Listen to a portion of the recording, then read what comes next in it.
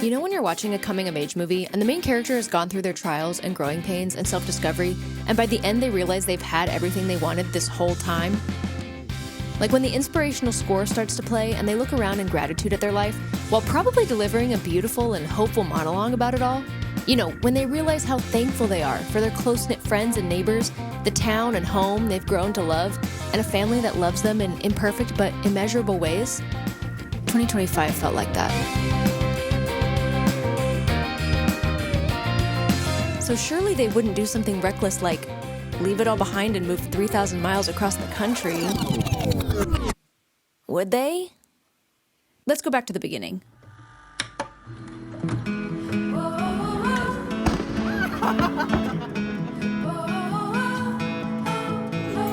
Honestly, 2025 started like any other year. I posted my video, we went on a New Year's walk, and I love New Year's, so I was just reveling in the newness and opportunity that January brings.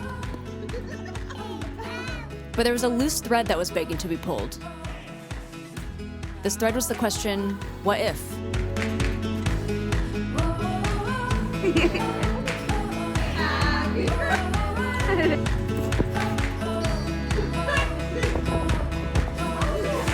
It was a question we'd been asking ourselves for years. We'd talked about living somewhere else for a time, somewhere that wasn't Oregon, but there had always been something holding us back.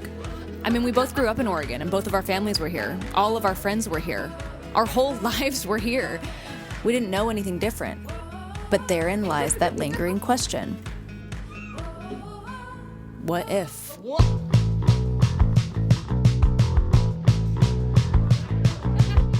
While we thought about the answer, 2025 continued. Please send help. Turns out time doesn't slow down when you're about to completely change your life. But in that time, something shifted. Like I had left this limbo I was in, almost, and instead I was on the verge of something new. I'm just kidding. Thank you so much. I picked up a new creative hobby through clay, and oh my god, it felt good to get my hands dirty. I started making again, and then I was dreaming about making, and then I was like making goals about my dreams. Who would have thought? All of a sudden, I was knee-deep in ideas, and my hands were covered in marker ink, just like they used to be when I was a kid. And honestly, I was so happy about that.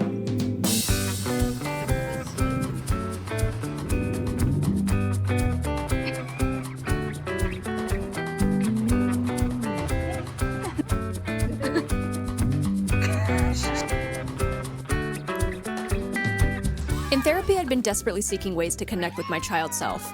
Not necessarily my inner child, but former versions of myself. I felt a disconnect between me and her, and I wanted to know what she was thinking and feeling. In the summer, I digitized my family's home movies that were on VHS. Highly recommend, by the way, if you grew up in the 90s or early 2000s and all of your childhood is on tape. This sounds dramatic, but it entirely changed the way I view myself. Thanks to the middle school development of self-consciousness and peer pressure, seeing my child self in these videos switched something in my brain.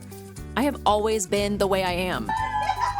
By that, I mean I saw myself in little me, much more than I ever do when I look at pictures from my awkward in-between years. Little me was so creative, full of energy, unapologetic, and honestly, so weird. Realizing this felt like I could allow my adult self to be that again. And y'all, I literally saw myself be born. Talk about a full circle moment. Seeing my parents become new parents at my age, while so many of my close friends are becoming parents now, gave me a different perspective and a deeper appreciation for them, my friends, and the family support I've had my whole life. Happy boy. We are all really just doing the best that we can with the resources and knowledge that we have. And it made me think a lot about the story I wanted my life to tell. And if my therapist is somehow watching this, I hope you're proud.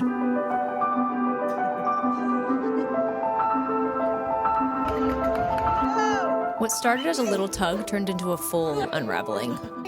Everything started falling into place. We kept looking at each other like, are we really doing this? And the answer kept being, yes. In finally answering and realizing what our answer meant, we also realized how special the life we'd built really was. When you hear people talking about it takes a village, that's what we had. Our village in Oregon is so alive. It's funny and unfair how you don't fully appreciate it until you know your time together is coming to an end. Those last few months in Oregon were like that final scene of a movie. When we weren't planning or packing, we spent every minute outside in the garden, at our favorite parks, in our favorite restaurants. or with friends and family.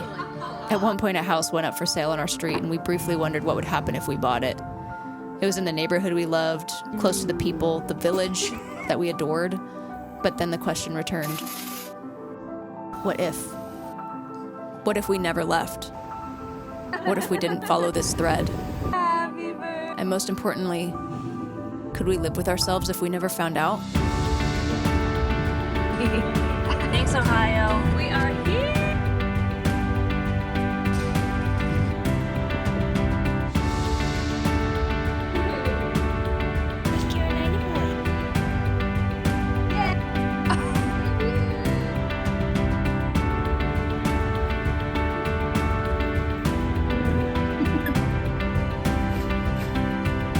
Hours out.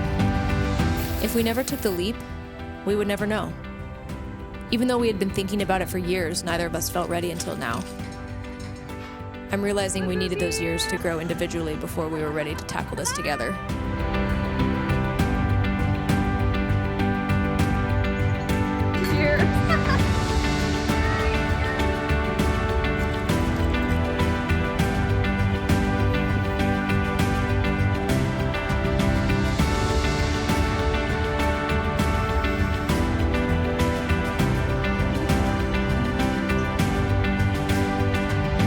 There would never be a perfect time, but this would be it.